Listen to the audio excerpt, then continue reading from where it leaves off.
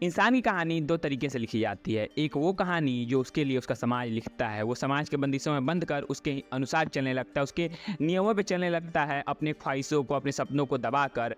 And एक वो कहानी जो वो खुद से अपने हौसले और जज्बे से लिखता है। एंड आज की हमारी ये कहानी वैसी एक कहानी पे फोकस करेगी जो wonder boy of India Muralikant Petkar ji की कहानी को दर्शाती है, जहां हमें जानने को मिलता है कि कैसे आखिरकार मुश्किलों के दलदल में मुरलीकांत पिटकर जी का सितारा चमका। पर जो इनका सितारा चमकता है ना, वो कोई अंदाजे पर या फिर आउट ऑफ लक नहीं, आउट ऑफ ब्लूम नहीं चमक जाता। इस सितारे के चमकने के पीछे उनके 20 साल का मेहनत है। 1952 से लेके 1972 तक जो उन्होंने मेहनत की है, परसिस्टेंट एफर्ट दिया अपने सपनों को पाने के लिए, वो अनइमेजिनेबल है। वो कहते हैं ना, एक आदमी तब नहीं मरता जब वो मरता है, वो मरता है जब वो सपने देखने छोड़ देता है। और मुरलीकांत पिटकर एक ऐसे एग्जाम्पल हैं जो कि जिन्होंने कभी भी सपना देखना नहीं छोड़ा। और वो हम जैसे यूथ को यही प्रेरणा देते हैं कि तुम सपना देखना कभी मत छोड़ो। कोई भी सिचुएशन तुम्हारे सामने जीवन दे, तुम उस सिचुएशन से लड़ते हुए रास्ता बनाओ, अपना खुद का रास्ता जो कोई और सोच नहीं सकता। जब तुम पे लोग तरस खा रहे हो ना, तब तुम अपना रास्ता बनाओ। तुम उन्हें प्रूव करो कि मैं तरस के नहीं, तुम्हारे सपोर्ट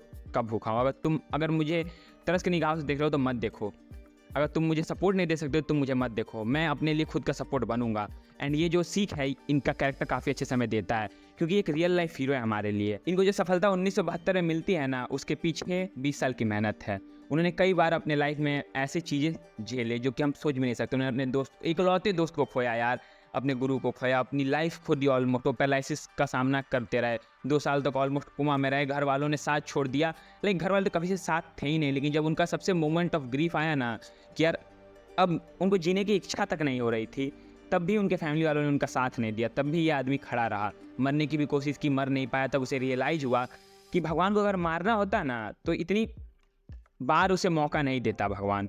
एंड इस बात के बाद उनका जीवन पूरी तरह से बदल गया। एंड वो और भी ज़्यादा एफर्ट मारने लगे अपने सपने को पाने के लिए। एंड जब उनके कोच की एंट्री होती है, री एंट्री होती है उनके लाइफ में दोबारा से, उनकी लाइफ पूरी तरह से चेंज हो जाती है। एंड वो पैरा ओलंपिक के फर्स्ट इंडियन स्विमर विनर बनते हैं, वो भी गोल्ड मेडलिस्ट। वो भी उस समय में उन्होंने वर्ल्ड रिकॉर्ड सेट किया 37.33 सेकंड का।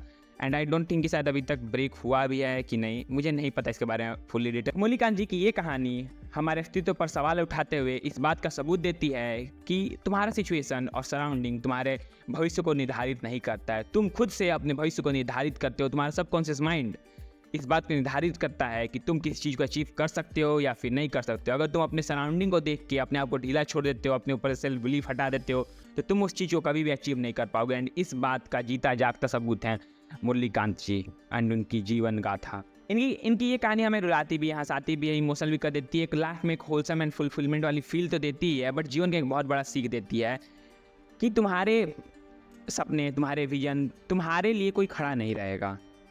जो हो तुम खुद हो। क्यों ही तुम्हें कोई पसंद करे, क्यों ही तुम्हारी कोई कदर करे, तुम्हारे सपनों की कोई कदर करे। क्या हो तुम, तुम्हारी क्या सोशल स्टैंडिंग है, तुमने क्या अचीव किया है, तुमने ऐसा क्या कर दिया है कि लोग तुम पे बिलीव करें कि तुम कुछ कर सकते हो, तुम कैपेबल हो कुछ करने के लिए। अगर तुमने कुछ किया ही नहीं है तो तुम कैसे उम्मीद रखते हो कि सामने वाला तुम्हारे सपनों की कदर करे, तुम्हारा मजाक ना उड़ाए। इसी के साथ अगर तुम चाहते हो, एक्चुअली में चाहते हो कि जो लोग तुम्हारा मजाक उड़ा रहे हैं, तुम उन्हें चुप करवा दो।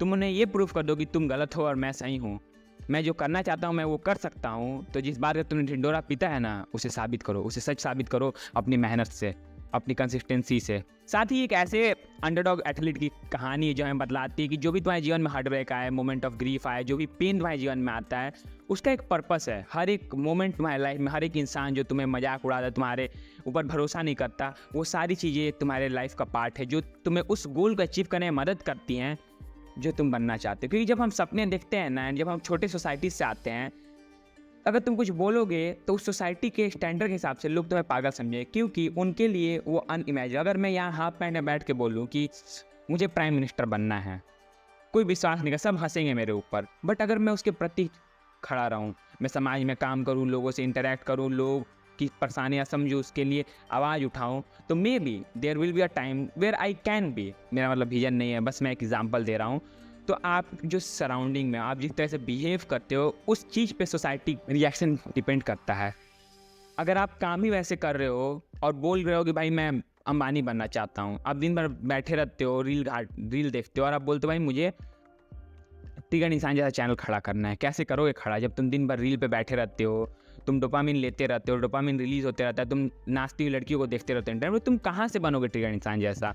उस बंदे ने मेहनत की तब वहाँ पे जाके पहुँचा। एंड मैं ऐसा नहीं बोल रहा कि भाई तुम उन लोगों को inspiration low. I feel like कि जो अभी सिचुएशन चल रहा है, जिस तरह के लोगों को अपना इंस्पिरेशन मान रहे हैं, लाइक रजत दलाल जैसे लोगों को लोग अपना इंस्पिरेशन मानते हैं, तो उन लोगों के लिए एक मूवी एक सीख है।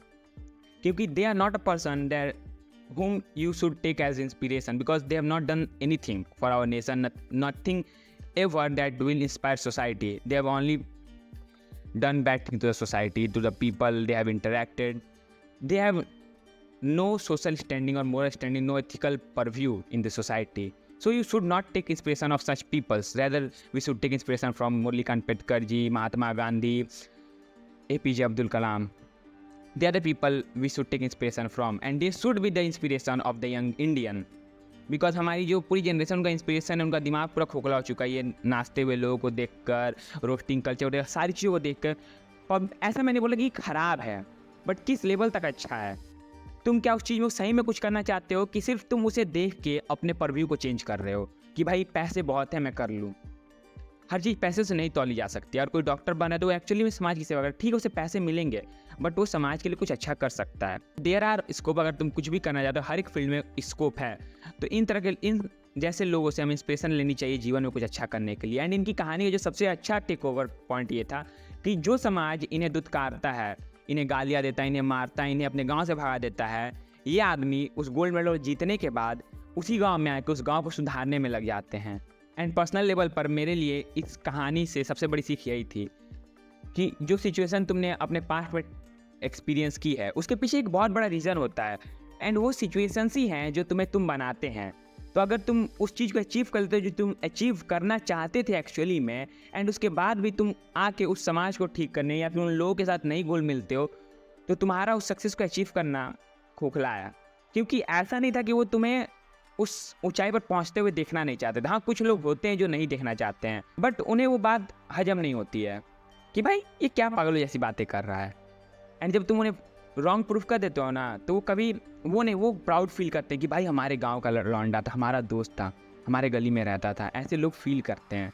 एंड जब तुम उन्हें छोड़ देते हो ना, तो उन्हें भी बुरा लगता है एंड तुम समाज में कुछ इम्पैक्ट नहीं कर पाते हो। फिर वो बस तुम्हारा सपना बन के रह जाता है, तुम दूसरे को इंस्पायर नहीं कर पाते हो। लेकिन इनका कैरेक्टर दूसरों को इंस्पायर करता है, आगे तो दूसरों से इन्हें इंस्पिरेशन मिली, फिर ये एक इंस्पिरेशन बनते हैं अपने गाँव के लिए। एंड आज जो ये इनकी मूवी देख रहे हैं लोग, उनके लिए भी। And I am very grateful कि मैं इस मूवी को देख पाया, इनके कहानी को जान पाया, एक अनसंग हीरो के बारे में जान पाया मैं। एक इंडियन आर्मी का जवान जो 9 गोलियां खाने के बाद भी इंडिया के लिए गोल्ड मेडल लाता है। एंड 1-2 गोली इस बंदे ने 9 गोलियां खाई थी 65 की वार में। अपने आंखों के सामने अपने दोस्त को मरते हुए देखा था। किस लेवल का इनका जीवन हो चुका था आप सोच सकते हो। उसके बाद भी आदमी अगर इतना कुछ कर सकता है तो हमारी लाइफ तो काफ़ी सॉर्टेड है। बाकी आप बताओ आपको ये मूवी कैसी लगी। एंड ओवरऑल इसकी जो कोरियोग्राफी थी, डायरेक्टिंग थी, मुझे बाकी सारी चीज़ें बहुत अच्छी लगी। एंड कार्तिक आर्यन से मैं ऐसा ही कुछ एक्सपेक्ट कर रहा था, क्योंकि जब से मैंने इनकी मूवी धमाका और फ्रेडी आई थिंक नाम था मूवी का, जब से मैंने देखा है, I am totally impressed by its artistic mastery. क्योंकि भाई ये बंदा जिस तरह का आर्टिस्ट है, ये हर तरह के कैरेक्टर्स को प्ले कर सकता है। एंड मैं एक्सपेक्ट कर रहा था इसी तरह का एक्ट इनसे, एंड इन्होंने उस चीज़ को दिया। मैं ट्रेलर भी नहीं देखा था इस मूवी का, क्योंकि मैं इस कहानी को काफ़ी ऑर्गेनिकली एक्सपीरियंस करना चाहता था, एंड मैंने किया। अगर आपने भी ऐसे ऑर्गेनिकली इस कहानी को एक्सपीरियंस किया है तो कमेंट में ज़रूर बताना। एंड यही बताना कि आपके लिए इस मूवी से क्या टेक अवे था।